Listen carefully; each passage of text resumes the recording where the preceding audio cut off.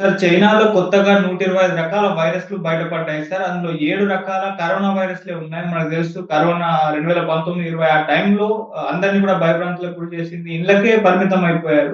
So, ఇప్పుడు ఆ పరిస్థితుల నుంచి బయటపడి సాధారణ పరిస్థితులకొచ్చేసిన ఈ టైంలో మళ్ళీ ఇటువంటి వైరస్‌లు బయటపడడం అనేది అందరిని కూడా ఆందోళనకు గురి చేస్తుంది. మరి ఇప్పుడు చైనాలో బయటపడిన ఈ 125 వైరస్‌లేంటి? వీటి ప్రభావం ఏ రకంగా ఉంటుంది? మరి కరోనా వైరస్‌ల ప్రభావం ఏ రకంగా ఉంటుంది? ఇప్పుడొక 'నేచర్' అనే ఒక పత్రికలో ఒక నివేదిక బయటకొచ్చింది. ఆ నివేదిక ఆహ్, వైరాలజిస్ట్ ఎడ్వర్డ్ హోమ్స్ అనే ఒక వైరాలజిస్ట్ ఈ నివేదికను బయటపెట్టాడు. ఆయన మరికొంతమంది సైంటిస్టులు కలిసి చైనాలో ఒక ఫర్ ఫార్మ్ అంటారు. ఫర్ ఫార్మ్ అంటే ఈ ఉన్ని అంటారు కదా! ఊలు, ఉన్ని అంటారు కదా! అటువంటి జంతువుల్ని పెంచే ఫార్మ్‌ని ఫర్ ఫార్మ్ అంటారనమాట. ఫర్ ఫార్మింగ్ అంటారు. సో, చైనా మామూలుగా ప్రపంచవ్యాప్తంగా ఈ ఉన్ని తయారు చేసే ఈ జంతువులు ఏవైతే ఉన్నాయో, ఆ జంతువులు కూడా ప్రధానంగా కొన్ని రకాల నక్కలు, మింక్ అంటారు. ముంగిసలాగా ఉంటది. మింకు తర్వాత గినియా పిగ్సు, రాకూన్ కుక్కలు, కుందేళ్ళు, సీల్స్ ఇలాంటి 50 రకాల వైల్డ్ యానిమల్స్ కూడా ఉన్నాయన్నమాట. ఈ మామూలుగా మనం ముఖ్యంగా మహిళలు వాడే కొన్ని బ్యాగులు గావచ్చు, బట్టలు గావచ్చు, ఇవి దాదాపు ఎక్కువ భాగం ఈ ఫర్ నుంచి తయారైన వస్తువులే అన్నమాట. చైనా ప్రపంచవ్యాప్తంగా ఉండే ఫర్ ప్రొడక్షన్‌లో చైనా వాటా 80% ఉందని చెప్తున్నారు.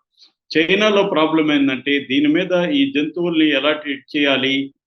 వాటి వ్యర్థాలను ఎలా డీల్ చేయాలి? వీటికి సంబంధించి రెగ్యులేషన్స్ పెద్దగా లేవు చైనాలో. యూరప్‌లో రెగ్యులేషన్స్ ఉన్నాయి. చైనా తర్వాత ఫర్ ఫార్మింగ్‌లో యూరప్ ఎక్కువుంటది.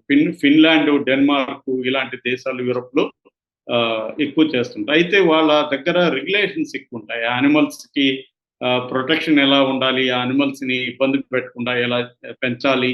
ఇవన్నీ అక్కడ ఉన్నాయి. అమెరికాలో కూడా కొంతవరకు రెగ్యులేషన్స్ పర్వాలేదు. కానీ చైనాలో వరస్ట్‌గా ఉన్నాయని చెప్తున్నారు. గతంలో కూడా మనకు గుర్తుంటే ఈ కోవిడ్ వైరస్ దాన్నేమంటారంటే సార్స్ కోవిడ్ 2 అంటారు. సిఓవి 2 ఈ ఈ రకమైన వైరస్ చైనాలో నుంచి ముఖ్యంగా గబ్బిలాల నుంచి వచ్చిందనేది ఇప్పటివరకు సైంటిస్టుల దగ్గర ఉన్న సమాచారం. సో, హ్మ్. ఇప్పుడు ఒక వార్త ప్రపంచాన్ని భయపెడుతూ ఉంది. అదేంటంటే చైనాలో ఈ ఫర్ ఫార్మ్స్‌లో జరిగిన రీసెర్చ్‌లో జంతువుల్లో 125 రకాల వైరస్‌లు ఉన్నట్టుగా కనిపెట్టారనమాట వాళ్ళు. అంటే 2021 నుంచి ఈ 2024 వరకు 3 ఏళ్ల పాటు రీసెర్చ్ చేశారు. అంటే వందలాది జంతువుల్ని, ముఖ్యంగా చనిపోయిన జంతువుల్ని వాళ్ళు పరిశీలించారు. దాదాపు 461 జంతువుల్ని, చనిపోయిన జంతువుల్ని వాళ్ళు క్షుణ్ణంగా ఏ వైరస్‌లు ఈ జంతువుల్లో ఉన్నాయి అని పరిశీలిస్తే 125 రకాల వైరస్‌లు ఉన్నట్టు తెలిసింది. అందులో 36 రకాల వైరస్‌లు ఇప్పటివరకు ప్రపంచానికి తెలియని కొత్త వైరస్. సో, ఇందులో మళ్ళీ 7 రకాల వైరస్‌లు కరోనా వైరస్. ఈ కరోనా వైరస్ కూడా కోవిడ్ 2 రకానికి చెందిన వైరస్‌లు కాదు. ఇవి కొత్త రకం వైరస్‌లు. ఇందులో 25 వైరస్‌ల్లో 39 రకాల వైరస్‌లు జూనోటిక్ వైరస్‌లు. జూనోటిక్ వైరస్‌లు అంటే జంతువుల నుంచి మనుషులకి సంక్రమించే వైరస్‌లు. సో, ఈ 125 రకాల వైరస్‌ల్లో 39 రకాల వైరస్‌లు జూనోటిక్ వైరస్‌లు. జూనోటిక్ వైరస్‌లు అంటే జంతువుల నుంచి మనుషులకి సంక్రమించే వైరస్‌లు. సో, అందువల్ల ఇప్పుడు ఈ వైరస్‌లు మనుషులకు గాని వస్తే పరిస్థితి ఏంటి అని ఒక భయభ్రాంతంలో ప్రపంచం మునిగిపోయింది. ఈ వార్త బయటకొచ్చిన తర్వాత. అప్పుడు కూడా మనం చైనాలో కరోనా అంట అనుకున్నప్పుడు ఎవడు ఇక్కడ పట్టించుకోలేదు బిగినింగ్‌లో. హ్మ్. అదేందోలే చైనాలో అంట వాళ్ళు అన్నీ తినేస్తా ఉంటారు. వాళ్ళకొస్తాయిలే అనుకున్నారు. మనకెందుకొస్తాయి అనుకున్నారు. తర్వాత అర్థమైంది మనకి. ఆ కరోనా, కోవిడ్ ఎఫెక్ట్ అనేది ఎలా ఉంటదో మనకర్థమైంది. ఇప్పుడు 125 రకాల వైరస్‌లు కనిపెట్టడం, అందులో 39 రకాల వైరస్‌లు జంతువుల నుంచి మనుషులకొచ్చే రకాల వైరస్‌లు కావడం, అందులో 36 కొత్త వైరస్‌లు కావడం, అందులో 7 కరోనా వైరస్‌ల టైప్ కావడం.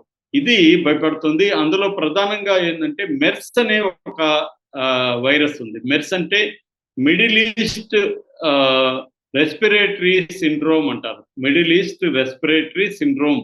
ఈ వైరస్ కూడా చాలా డేంజర్ అని చెప్తున్నారు. అది కూడా ఈ జంతువుల్లో ఉందని చెప్తున్నారు.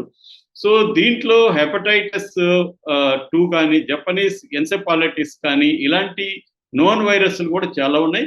అట్లాగే అన్నోన్ వైరస్లు కూడా దీంట్లో ఉన్నాయి. సో ఇప్పుడు చైనా మీద ప్రెజర్ తీసుకురావాలి. ఎందుకంటే రెగ్యులేషన్స్ స్ట్రిక్ట్గా ఉండాలి.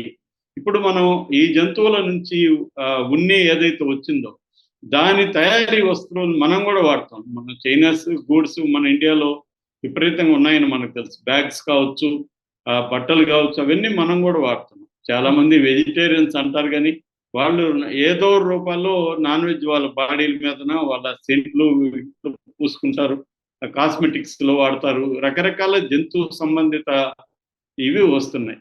సో ఈ రకంగా మనకు ఇప్పుడు ఈ వస్తువులు వాడే వాటిలందరికీ కూడా ఒక భయం స్టార్ట్ అయింది.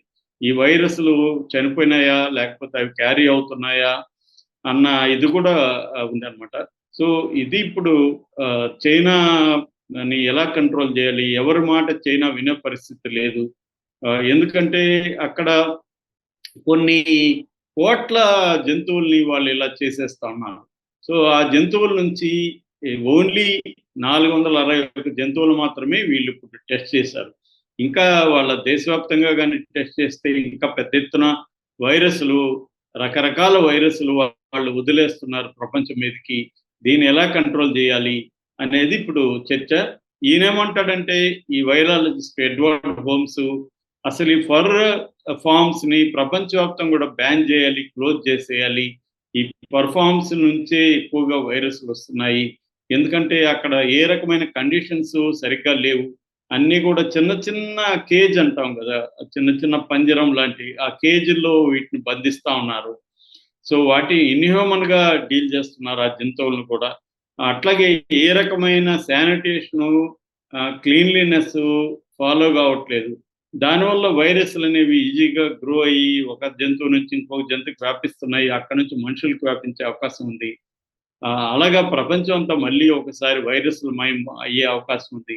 కాబట్టి దీని మీద అత్యవసరంగా WHO కావచ్చు, ప్రపంచవ్యాప్తంగా అన్ని దేశాలు స్పందించి చైనా మీద ఒత్తిడి తీసుకొచ్చి చైనాలో రెగ్యులేషన్స్ని స్ట్రిక్ట్ చేయాల్సిన అవసరం ఉంది. వాళ్ళు ఒకసారి ప్రపంచవ్యాప్తంగా కోవిడ్ని బయటికి పంపించి కోవిడ్ మయం చేసి కొన్ని లక్షల మంది చనిపోవడానికి కారణమైనా కూడా వాళ్ళల్లో ఏమీ మార్పు రాలేదు.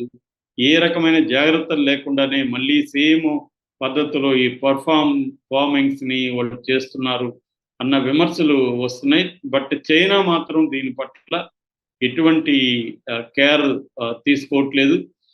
వీళ్ళు వాటిని ఎకనామిక్ అనిమల్స్ అని కూడా పిలుస్తున్నారు. ఎకనామిక్ అనిమల్స్ అంటే వీటి ద్వారా ఆదాయం, వీటి ద్వారా లైవ్లీహుడ్ వస్తుంది కాబట్టి వీటిని ఎకనామిక్ అనిమల్స్ అని పిలుస్తున్నారు. 3.5 పెల్ట్స్ని చైనా ఎక్స్పోర్ట్ చేస్తుంది. పెల్ట్ అంటే ఆ స్కిన్ తీసేస్తాం కదా, ఆ స్కిన్ తీసేసిన వాటిని పెల్ట్ అంటారు. ఆ పెల్ట్ మార్కెట్లో కూడా 40% వరల్డ్ మార్కెట్ చైనా నుంచే వస్తుంది అన్నమాట.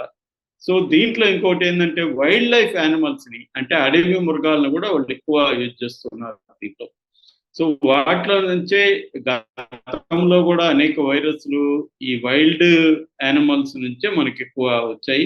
ఇప్పుడు కూడా వాటిలో నుంచి ఎక్కువ